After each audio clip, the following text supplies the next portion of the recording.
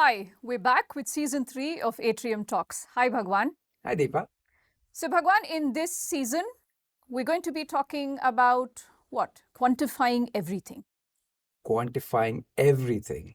Yes. I'm a poet. Hmm. I don't like to quantify. Hmm.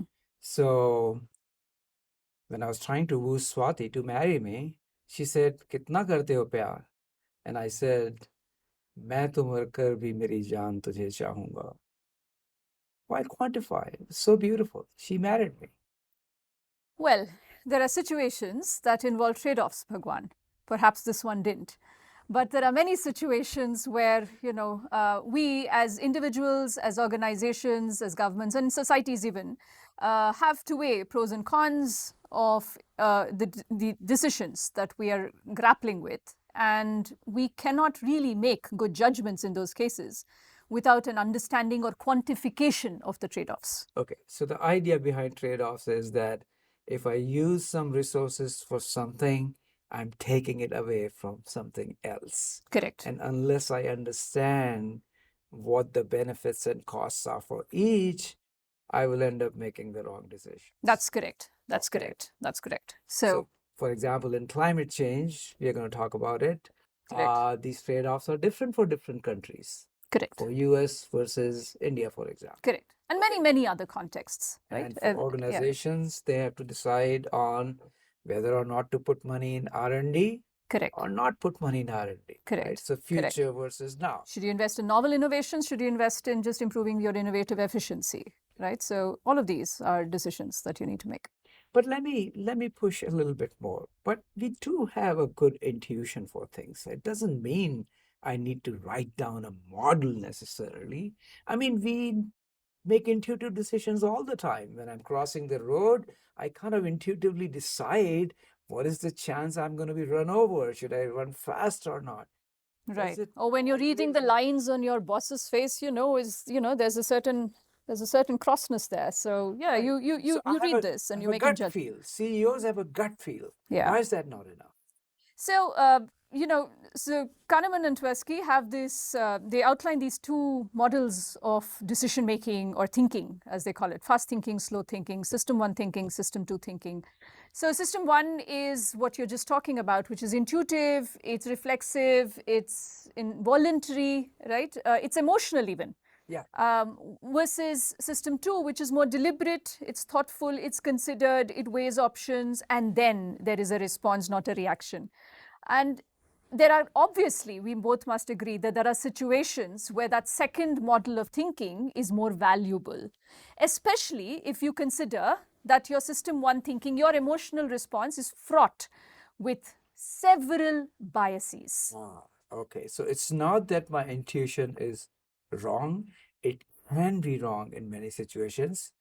And that's where you need to bring in data. Is that what you're saying? Correct. Because there is our understanding of every situation is through the prism of our experiences, and our experiences shape our schemas in terms of how we interpret information, and therefore our interpretation is not always unbiased. It's also made worse by the fact that we believe it is unbiased, even though it is, not so, right? The illusion of objectivity or naive realism. My view is right, yours is different, and because it's different, it must be wrong. Everybody that drives on the highway faster than me is a maniac, and everyone that drives slower than me is a stupid idiot. So that's what Buddha said. He did. Buddha said that, what you believe is contaminated by all things that are coming in from inside you, and that may not be reality. Correct. Reality is more data. Yeah, there are so many biases, right? Fundamental attribution error, representativeness bias, availability bias. We'll talk about some of these, I guess, in some of the future episodes. Yes. But yeah, there are many, many biases that plague our thinking. So awareness of that and then looking at data, like you're saying, helps to make the right decision. Okay, so now I understand why in every meeting that I've been with you in, you always say, show me the data, bring me the data, because you're trying to guard against people who are making decisions, their personal preferences from clouding the decision. Especially in an organizational context, you can imagine the kind of frustrations it would lead to if your decision making caters to the preferences or opinions of one class of people to the exclusion of the system or the organization as a whole. Right? So I think it's important to keep that in mind. And hence, quantification, where it can be done, is very valuable. So that's a good point of where it can be done, because I think things are improving on that count. We have new tools, we have Absolutely. new technology, and we Absolutely. are able to get data that we couldn't. Correct. And which is also why today, if you look, there are so many HBR articles in the recent past which talk about how high performing organizations are data driven organizations, right? And it's not just tech organizations like a Google or an Amazon, but the many, many more which use data and are becoming data driven, are driving data driven culture, in the process promoting evidence based decision making. And even at the personal level, I could be collecting data about my Yes. health. I Your remember watch this that you're wearing right example that now. this Yeah. watch was able to guard this person against a heart attack before it Yeah. happened. Wolfram had this blog post where he put up 2 years of his data, right? And personal data, personal analytics. He said, look at all of the things that, I'm able to track and collect on myself and see the kinds of insights I have about myself.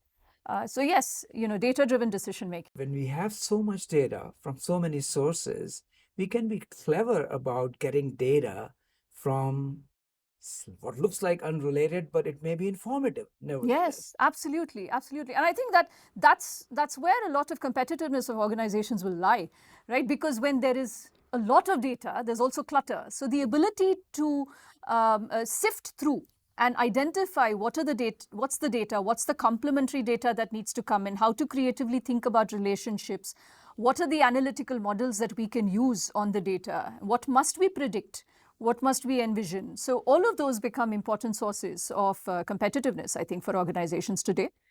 And so good data means good competitive strength. Good data equals high competitive value. Yes. Right. And we should measure it because you cannot improve what you cannot measure. Thank you, Deep. Thank you, Bhagwan.